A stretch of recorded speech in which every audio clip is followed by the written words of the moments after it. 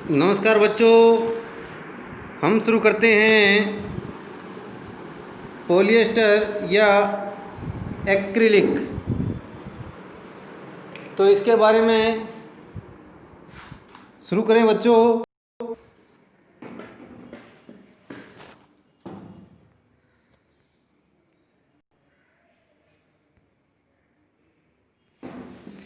कि पॉलिएस्टर एक अन्य संश्लेषित रेशा है। इस रेशे से बने कपड़ों में आसानी से सिलवटें नहीं पड़ती। यह सपाट रहता है और सरलतापूर्वक धुल जाता है। अतः यह वस्त्र सामग्री हेतु पर्याप्त उपयोगी पदार्थ है। आपने इसमें क्या होता है, ये संश्लेषित रेशा होता है और इसमें आसानी से सिलवटें नहीं आती है। यह सपाट रहता है और सरलतापूर्वक धुल जाता है। आपने लोगों को सुंदर पॉलिएस्टर कमीजें व अन्य परिधान पहने अवश्य देखा होगा। टेरिलीन एक लोकप्रिय पॉलिएस्टर है। तो टेरिलीन क्या है? एक लोकप्रिय पॉलिएस्टर है। इसे बहुत महीन धागों से खींचकर बनाया जाता है। बहुत महीन रेशों में खींचा जा सकता है, जिसे फिर किसी भी अन्य तंतु समान बुना जा सकता है। जिसे फिर किसी अन्य तंतु समान बुना जा सकता है। मेरी माँ जल के लिए सदैव पेट बोतलें व चावल व चीनी संलयन के लिए पेट जार खरीदती है। मैं जानने के लिए उत्सुक हूँ कि आखिर यह पेट है क्या? पेट एक बहुत सुपरिचित प्रकार की पॉलिएस्टर है। क्या है? ये भी एक पेट भी एक सुपरिचित प्रकार का पॉलिएस्टर है। इसका उपयोग बोतलें, बर्तन, फिल्म, तार और अन्य बहुत से उपयोगी उत्पादों के निर्माण हेतु इसका उपयोग किया जाता है।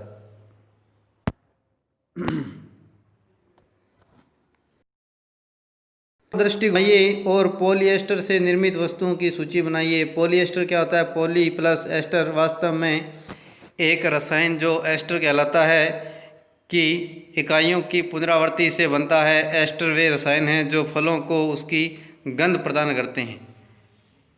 जो फलों को क्या करते हैं? गंध प्रदान करते हैं। वो क्या होते हैं? एस्टर होते हैं।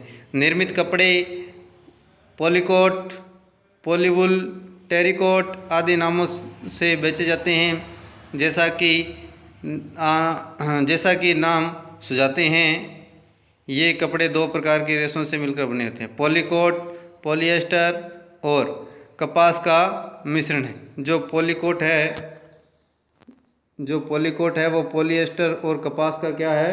मिश्रण है। पॉलीवुल पॉलिएस्टर और ऊन का क्या है? मिश्रण है। पॉलीकोट नाम से स्पष्ट है। पॉली का अर्थ है पॉलिएस्टर, कोट का कॉटन अर्थात कपास। इसी प्रकार से पॉलीवुल, पॉली का अर्थ है पॉलिएस्टर, वुल का अर्थ है वुलन यानी कि ऊन। हम सर्दियों में स्वेटर पहनते हैं तथा शॉल व कंबलों का प्रयोग करते हैं। इनमें से बहुत से वास्तव में प्राकृतिक ऊन से निर्मित नहीं होते, यद्यपि वे ऊन के सदृश दिखाई देते हैं। ये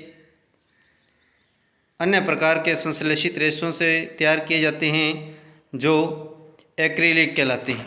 क्या कहलाते हैं? एक्रिलिक। प्राकृतिक रेशों से प्राप्त ऊन काफ़ी महंगी होती है, जबकि एक्रिलिक से बनी वस्तुएं अपेक्षाकृत सस्ती होती है। ये विविध रंगों में उपलब्ध होती है। संश्लेषित रेशे अधिक टिकाऊ और पहुंच के भीतर होते हैं, जिससे ये प्राकृतिक रेशों की अपेक्षा अधिक लोकप्रिय हो गए। आप पूर्व में प्राकृतिक रेशों को जलाने का क्रियाकलाप कर रहे थे। क्रियाकलाप 3.6 कक्षा 7। यदि आप संश्लेषित रेशों को जलाने का प्रयास करें तो आप पाएंगे कि उसका व्यवहार प्राकृतिक रेशों से भिन्न है। आप यह भी पाएंगे कि संश्लेषित रेशे गर्म करने पर पिघल जाते हैं। यह वास्तव में संश्लेषित रेशों का एक हानिकारक क्या है? गुण है कि संश्लेषित रेशे गर्म करने पर पिघल जाते हैं, यह वास्तव में इसका क्या है, हानिकारक गुण है। हानिकारक गुण क्यों है? क्योंकि अगर वही कपड़े आग की चपेट में आ जाएं तो वो पिघल सकते हैं, शरीर को नुकसान पहुंचा सकते हैं। यदि वस्त्रों में आग लग जाए तो यह बहुत आपदाजनक हो सकता है, कपड़ा पिघल सकता है और पहनने वाले व्यक्ति के शरीर पर चिपक जाता है। अतः हमें प्रयोगशाला अथवा रसोई घर में कार्य करते समय संश्लेषित वस्त्र नहीं पहनने चाहिए।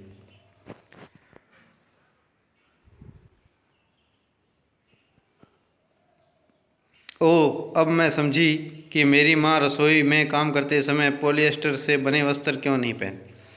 सभी संश्लेषित रेशे पेट्रोलियम मूल के कच्चे माल जो कि पेट्रो रसायन कहलाते हैं से विविध प्रक्रमों द्वारा तैयार किए जाते हैं।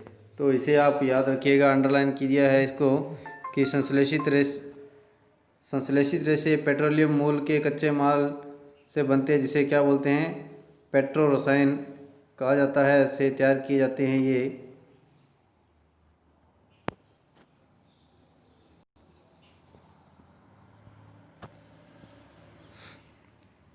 संश्लेषित रेशों के गुणधर्म, क्या गुणधर्म हैं इसके बारे में पढ़ते हैं।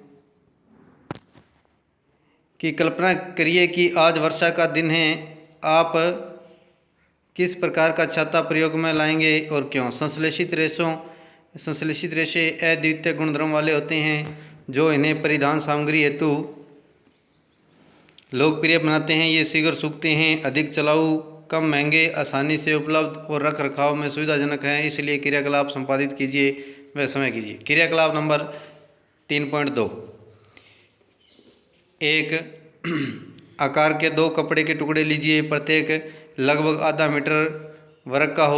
वर्ग मीटर का हो। इसमें से एक प्राकृतिक रेशों से निर्मित होना चाहिए, दूसरा संश्लेषित रेशों से बना होना चाहिए। इन टुकड़ों को चयन कीजिए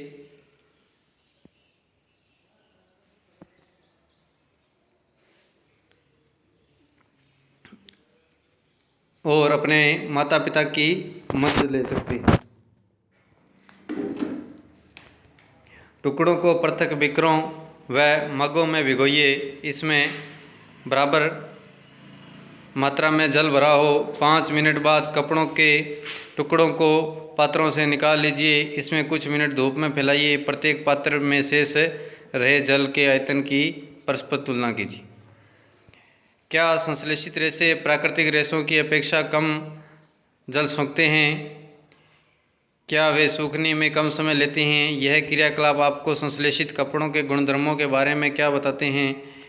अपने माता पिता से इन कपड़ों की प्राकृतिक रेशों से तुलना से चिरस्थायित्व यानी कि टिकाऊपन व मूल्य रख रखाव के विषय के बारे में जानकारी ले सकते हैं। तो बच्चों, आज हम यहीं तक करेंगे। इसका ये अगला पॉइंट है प्लास्टिक, ये हम करेंगे कल। तो आज के लिए इतना ही। धन्यवाद। शुभ दिन।